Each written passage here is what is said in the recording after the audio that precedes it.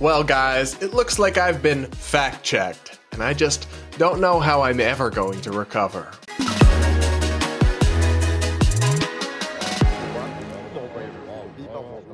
Woke media tries and fails hilariously at fact-checking me. The Tuah girl reminds us everything that's wrong with modern media, and I'm officially convinced that this woke TikToker is just trolling us. All this and so much more is coming up on today's episode of the Brad vs. Everyone podcast, my daily show where I take on the craziest ideas from across our politics and across the internet, all from a center-right, independent perspective. If you're new here, please do subscribe and stick around, and do hit that like button as we go along, and do comment with your thoughts. I do read the comments, and I pick a few to respond to in every episode. And if you leave your comment with a super chat, I'll definitely respond to it on the next episode. Now let's get into our main topic for today, which is that a far-left woke LGBT media outlet has just tried to fact-check me. And honestly, their attempt at doing so is hilarious because it's just wrong and objectively incorrect, but we're going to go through it because I got a little bit of a kick out of it, and I think you will too. So the fact check originates from an op-ed I wrote for Newsweek where I talked about how Trump has evolved the GOP on gay issues, including by supporting gay marriage and removing the anti-gay marriage plank from the party platform this time around. The fact that Donald Trump has supported gay marriage since 2016, whatever else you think of him, has been widely reported. But this LGBT media outlet, LGBTQ Nation, has done a fact check claiming that Trump is actually opposed to gay marriage, despite his public remarks and the record. And we're going to go through it because they mentioned me by name as spreading this false information. Throughout former President Donald Trump's 2024 presidential campaign, several different outlets have claimed he supports marriage equality. One Newsweek column by Brad Polumbo from July of this year states, Trump made history as the first president to take office accepting gay marriage. And a separate PolitiFact fact check claims that Trump and Biden had evolved on the issue of marriage equality before arriving at a similar stance that supports gay rights. However, the article gives no indication that Trump has shifted his views on marriage equality since 2016, referencing past interviews in which he opposed marriage rights for same-sex couples. LGBTQ Nation evaluated the claim for its truthfulness, and their conclusion is that they rate this claim false, saying Donald Trump has never shown public support for marriage equality. Their evidence for this was that they asked left-wing Democratic activist organizations like GLAAD and the Human Rights Campaign if Donald Trump supports marriage equality, and these groups lied and said that no, he doesn't. They also cited Project 2025, which does in fact oppose marriage equality, but again, as we've discussed before, Trump hasn't endorsed this document, and he's pretty vociferously, if anything, distanced himself from it. So he does have ties to it and connections in terms of the personnel behind it, but it's not his agenda. His agenda, he outlined in the Republican Party platform, and in that platform, they actually specifically removed the plank that was opposed to gay marriage under Trump's influence. So there's a lot to unpack here because what they're doing is not honest, and it's frankly just bizarre because this article claims in multiple places that Trump has never spoken about supporting gay marriage, but that's just objectively not true. In 2016, he gave an interview with CBS's 60 Minutes where he specifically said that gay marriage was settled law and that he's fine with that. So the assertions in this fact check are just factually wrong. And he's spoken about it multiple other times as well, which I'm going to show you after this quick break to hear from our sponsor. So you guys know that I've been working on bringing you a merch line for some time. Babe, put down the crack pipe and all that. First, I was so stressed about the whole process, but because of today's sponsor, I've been able to streamline the whole thing, and it's been a huge relief. If you run an e-commerce business, you already know that shipping can consume valuable time and resources. ShipStation makes it easier. They're the multi multi-carrier shipping solution that integrates wherever you sell online and streamlines your workflow, so your business can grow even while you're on vacation. It is so easy to automate shipping tasks and manage orders with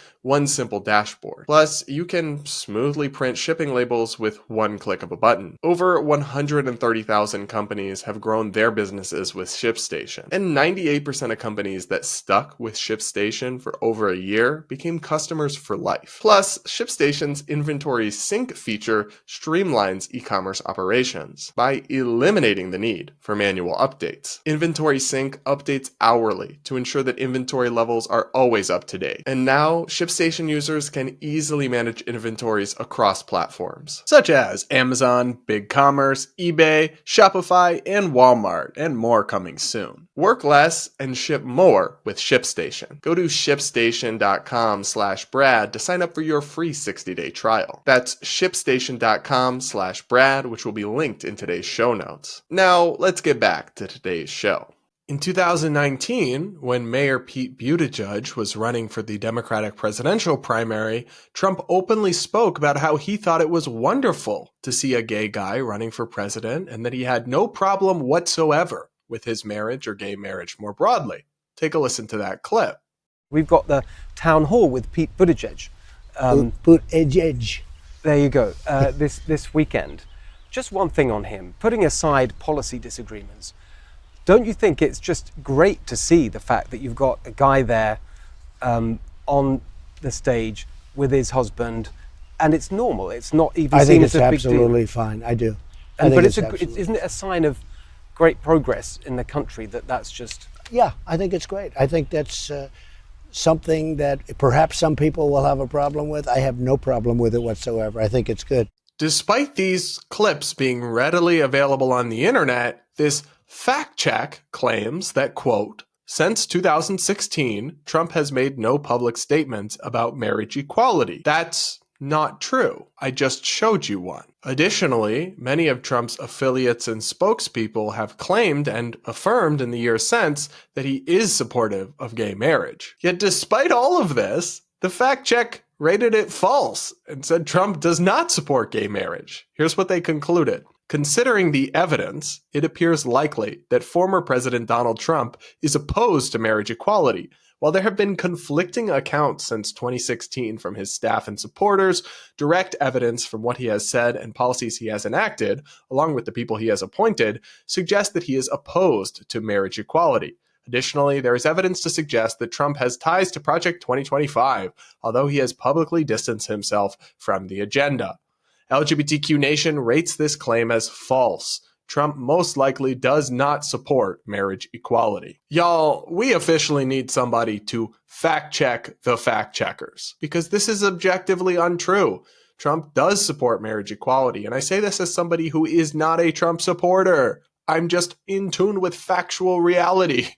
And you can criticize him on other LGBT-related policies, but to claim he's against gay marriage is just not correct. It's not true. It's factually incorrect. It has no basis in reality, and multiple claims in this fact check are just objectively false, like saying he hasn't spoken about this since 2016. He has. You just suck at your job. This journalist may be honestly just not particularly bright and have not done much research and just be sloppy, but I do have to spare a word for the activists who were requested for comment from HRC and from GLAAD and just lied.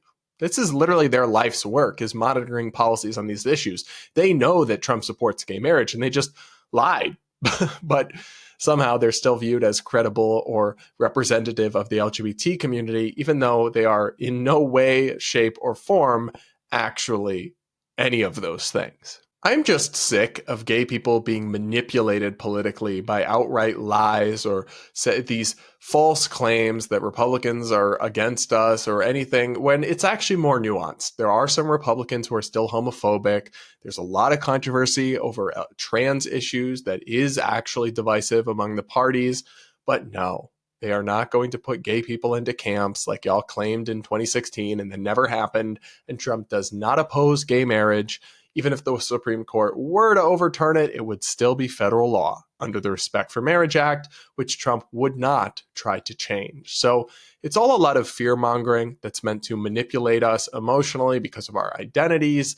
And I'm so not here for it. I'm sick of the bullshit. I'm sick of the lies. And if you're going to name me in a fact check, I do my research. I come with receipts. I don't claim things that aren't true, that I haven't vetted, not in my writing, not on my podcast, not even in my tweets. So if you're going to come for me with a fact check, you better actually have your facts straight, or I will read you for filth. So, Mira Lazine, the freelance journalist for LGBTQ Nation, you are not good at your job, and you should consider a new line of work, perhaps by learning to code. Up next, we've got to talk about the Tuah girl, which, if you're over the age of 30, you probably have no idea who that is, and God bless you. I'm envious of you. But this is a girl who went super viral, became a massive meme because of a humorous response she gave about moves that will wow a man in bed, where she suggested the following. What's one move in bed that makes a man go crazy every time? Oh, you gotta give him that hawk to and spit on that thing. You get me? Well, Tuah girl has now made an entire career as an influencer out of this one random clip and is now going to be launching a podcast. Jake Paul's media company is sponsoring this project, and they've just released a new trailer for her show, which will be called Talk Tuah. And I do have to give her credit. That is a good name, low-key. But let's take a look at this trailer. She's literally doing anything to stay relevant. Does anyone actually give a fuck about her? Why are we keeping this girl relevant? Your 15 minutes are up. Your joke was funny for 2 days. Stop. Y'all really thought I was done? I'm just getting started, baby. It smells warm. F you. Yeah! What's one move in bed that makes a girl go crazy? I'm Haley Welch. A little while ago, my life took a complete left turn and it changed forever. And along the way, I've realized that everybody's entitled to their own opinion. Well, now it's my time to talk. Check out my podcast every week, Talk Tuah, where I'm sitting down with the coolest guests and having actual conversations with them. And Pookie. Who is Pookie? Who is Pookie? He may stop by too. New exercise every week. Subscribe to that thing. So I'm going to go out on a limb here and humbly suggest that not every single person needs to have a podcast. And I know it's a little ironic coming from me because I host multiple podcasts, but at least I spent years covering politics and learning, and I have degrees in politics and economics and the things I'm going to cover. This chick literally went viral for describing how to give a blowjob, and now she's being propped up by a media company and going to have a huge platform with celebrity guests. Why is she somebody who should be given this opportunity and should be listened to by potentially thousands and thousands of people and get the chance to talk to actual stars and celebrities? Like a media company, like Jake Paul's media company, is giving this chick this opportunity and this great production and sponsorship. And sure, I'm a little jealous. You can call me that if you want, but it's why are we doing this? Why do we as a culture or as a media constantly prop people up for literally no reason and decide to listen to them and make them celebrities who have no knowledge or insight whatsoever? It was one funny clip of her describing fellatio, and now she's going to be the next big thing in media. I also saw it, I couldn't confirm this, but I saw she was speaking at a cryptocurrency conference. What is going on? I think the internet needs to be turned off and restarted. We need to just reboot the computer and see if it resets, because this isn't normal. This isn't a good culture. This isn't a healthy media ecosphere. Something here is demented. To be clear, I have nothing against this girl, and I respect her trying to get that bag and get her hustle and milk her 15 minutes of fame for all it's worth. It's not her I have any issue with. It's the fact that people are actually receptive to this. The fact that actually thousands of people have already signed up for this podcast because they want to hear all about what the Tuah girl thinks about the world is bizarre to me. And yes, as somebody who's struggled for years to compete in the media environment and get your voice out there when you truly do have something to offer, it is frustrating. It really is, to see people rocket to stardom for literally no reason. Dude, something here is less than ideal, suboptimal, shall we say. But what do I know? I can't claim to understand the wisdom and the ways of the infamous and wonderful Hawk Tuah girl. You guys, let me know what you think in the comments below. Do you think Hawk Tuah girl should be given a platform and a podcast and should be lifted into media stardom? And will you be checking out the great, legendary Talk Tuah show coming soon? And now it's time for Brad versus TikTok, my daily segment where I take on the craziest ideas from the Clock app. Pronoun of the day is slugs. Today, we're going to react to a crazy, crazy woke trans TikTok that I'm almost convinced isn't real. Let's take a listen and you'll see what I mean. Hey everyone! I just wanted to talk today about ways we can use words to make people feel included in the conversation. One of the words I see thrown around a lot that can make people feel left out is the word mother. Bruh. It's better if we use the term birthing people. There are a lot of people that can give birth that aren't traditional mothers. That includes trans men. Another word that I see just tossed around is babies. It's much better if you use a gender non-specific term for children that young until they can decide what their gender is and pick it for themselves. So it's much better if you can use the term babies. Isn't that baby allows them already to have neutral? autonomy, and it allows them to choose their gender instead of just assigning it to them at birth. Another term that I see used a lot is cervix or womb or uterus. It's much better if you use a more general term like reproductive organs. So these are just some really small changes that we can make in our vernacular that helps people feel more included in the conversation and not left out. And it just goes a long way. So anyways, try making those changes and let me know how it goes. Bye, everyone. So no, I am not about to get outraged and up in arms over this because this is a bit. I am at this point 100% convinced that this Josh dude is a conservative or a right winger, and he's doing a satirical bit pretending to be a trans woman and then intentionally being hyperbolic to the point of absurdity. There's no way he actually thinks this. There's no way this is real. And there are many conservatives and Republicans and other, even just moderates, who are just think this is real and are getting upset in the comments and like, don't fall for it. It's bait.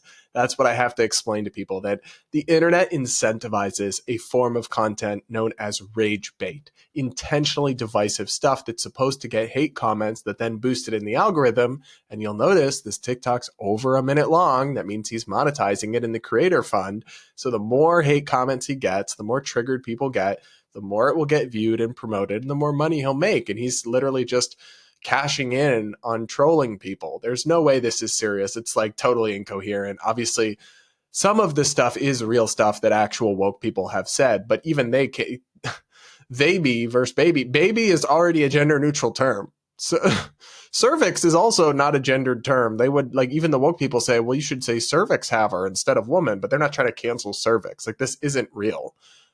That's the thing that people need to understand. We already knew. This isn't real.